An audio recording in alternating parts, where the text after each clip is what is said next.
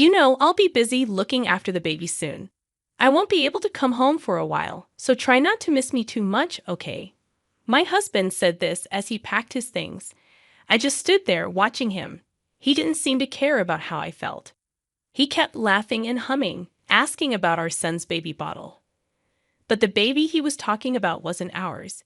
He'd gotten another woman pregnant, and the baby was theirs. This man had left me and our son behind. My name is Linda, and I'm 42 years old. I work part-time as a caregiver, so I don't earn much.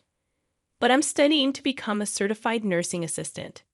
My family consists of my husband and our son. My husband is 45 years old and works as a manager in a fairly big company, where he's been for many years. My husband used to flirt with other women a lot, and it made me cry many times. I asked him who was more important to him, me or the other women, but I never left him because I loved him. After our son was born, he stopped flirting and focused on his job. Our son, Robert, is turning 18 this month. Time has gone by quickly as I've balanced work, cleaning the house, and taking care of him. Robert went through a rebellious phase, but now he's about to finish high school. He's working hard to get into his dream college, studying every day after school. If he gets in, he'll move away from home, which worries me a bit. As parents, we still want to protect him, but Robert has grown tall and handsome, almost an adult. I need to find a hobby to help me adjust to him becoming independent. While Robert was busy studying for his college entrance exams, there were times when my husband started coming home late. At first, I thought it was just because of his job, but there was a time when he didn't answer my calls or messages, which made me suspicious. Since then, I found enough reasons to doubt him, like the smell of perfume on his suits and long hairs in the car that weren't mine. But I never found the courage to confront him about it. Then, one day during dinner as a family, my husband drank more than usual. With a flushed face, he said, "Robert has really grown up, hasn't he? I still want to be a kid, though. But you've grown so much taller since middle school, and your face has become more mature, hasn't it?" Robert seemed embarrassed to be treated like an adult and scratched his head. My husband, looking at him casually, asked, "So you don't need your old man anymore, huh?" "What are you talking about?" Caught off guard by the sudden change in conversation, I couldn't help but chime in. Both Robert and I looked at him suspiciously as my husband finished the rest of his beer and said, "Well, the thing is, my girlfriend is pregnant." The room fell silent. Did he just say what I think he said? Girlfriend? Pregnant? It didn't make any sense. I let out a dry laugh. "I think you've had too much to drink today." "No, this is a true story," he insisted. "I met her a year ago, and we've been dating ever since. I was planning to keep it a secret, but it seems like we accidentally made a baby." I stood up quickly and covered Robert's ears. Robert didn't seem to follow, looking at his father with a blank expression. "Robert, go back to your room." "What? This is the last time we'll all be together." I haven't had much time to talk to Robert lately. Let him stay here a little bit longer. How can you say that? I don't understand how you think it's okay for our son to hear this. And what do you mean by the last time? I couldn't control my anger, and my voice rose. I hugged Robert tightly, wanting to shield him from the conversation. He's already in a sensitive period because of his upcoming exams, so I don't want him to hear this kind of talk. But my husband didn't care and kept talking. "Well, I'm not coming home for a while because I'll be helping her raise the baby, you know." My head spun at my husband's words. So he'd have been seeing another woman and was having a baby with her, and he's only telling us now when the birth is near. I couldn't understand his behavior, and I felt like I was going to lose it. We had been together for over 20 years. There were times when I genuinely disliked him, but I always felt secure when I saw him being a responsible father to Robert. Did he really want to be with his mistress so much that he would throw away all the trust we had built over the years? Well, that's how it is. "I'm going to replace this weekend, and I'll start getting ready now," he said, starting to pack his things in a backpack. I stood there, feeling like a hole had been torn in my heart. "Hey, do we still have the baby bottles Robert used?" My husband was all smiles, unlike us. I silently shook my head. There was one thing left, but it wasn't for him and his mistress. It was saved for when Robert grew up, so my husband and I could look back on our parenting together, praising each other and sharing memories. My husband left the room, muttering about it being a waste, and went to the bedroom to organize his clothes. Did he just abandon us?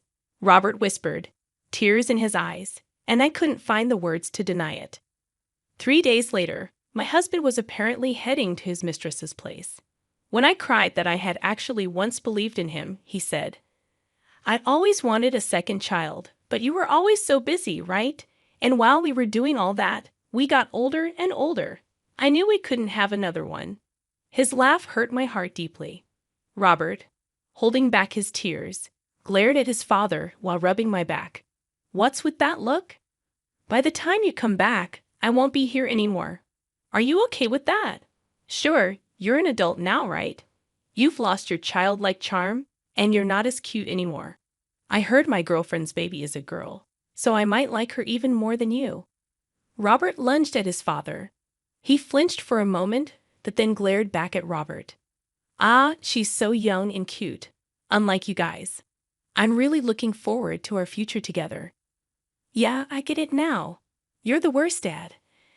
At least now both Mom and I can make up our minds. We know what to do."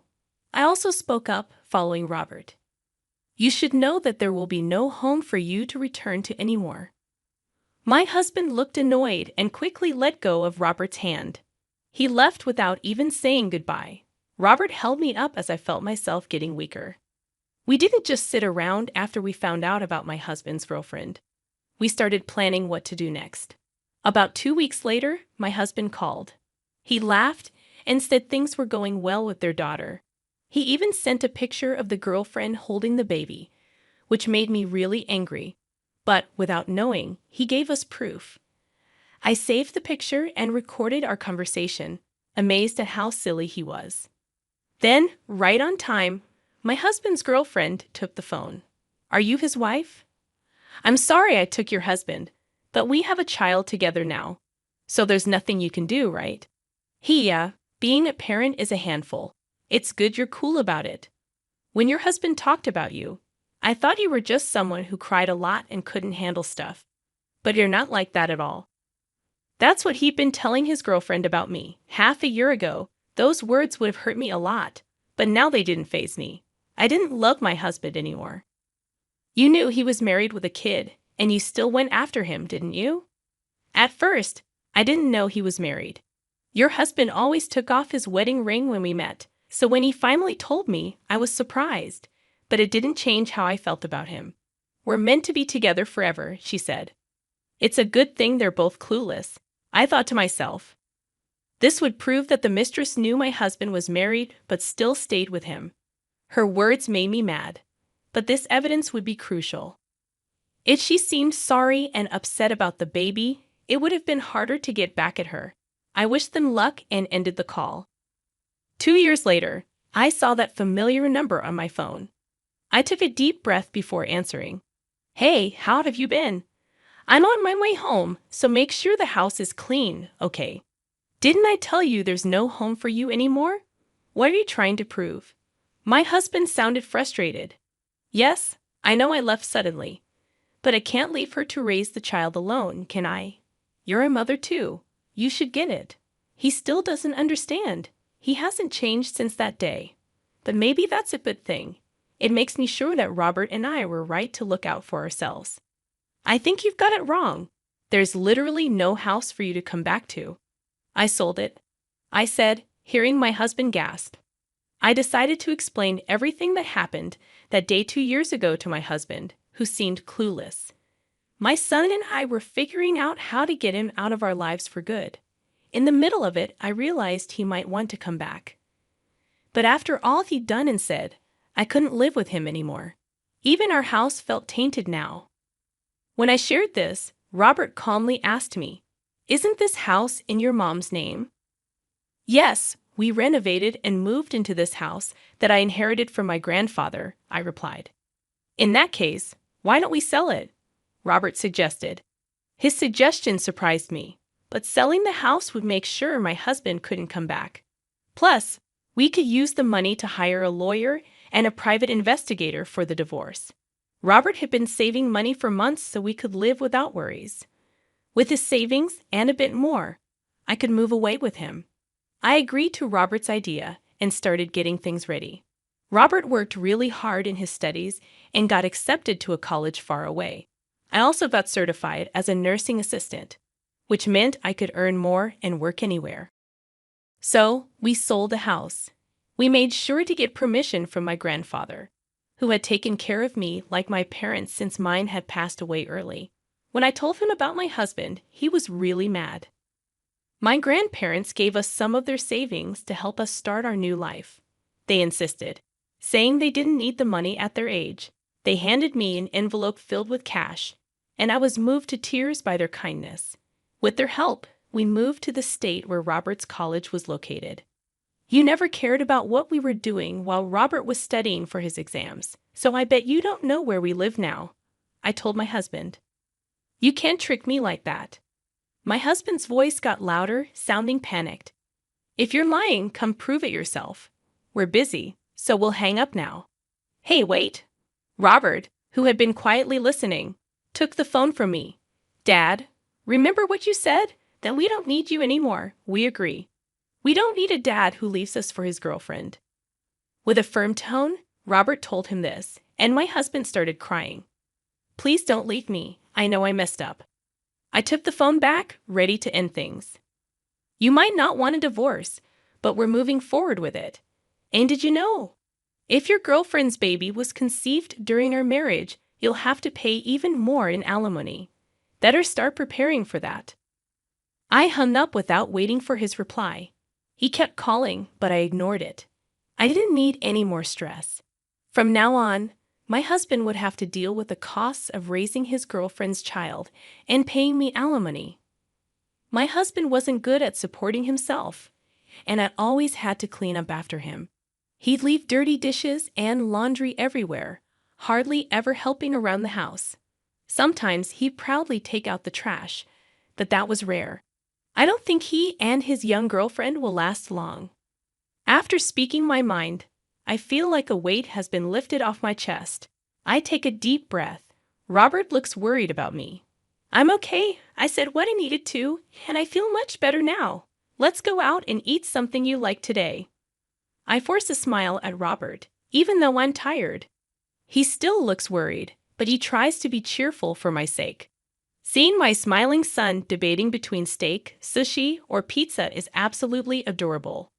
We've been through a lot of tough times, but let's make even more happy memories.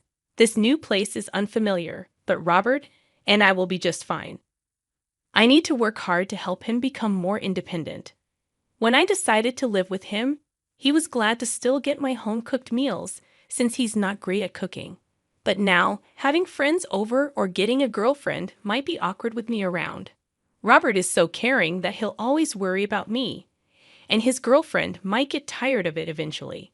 I'll need to teach him how to cook so he can live on his own, which means I'll be even busier. Even though my husband is gone, I don't feel lonely anymore. Thinking about our future life together, I laugh and feel refreshed. With my husband completely out of my life, I can live the rest of my days with a clear conscience.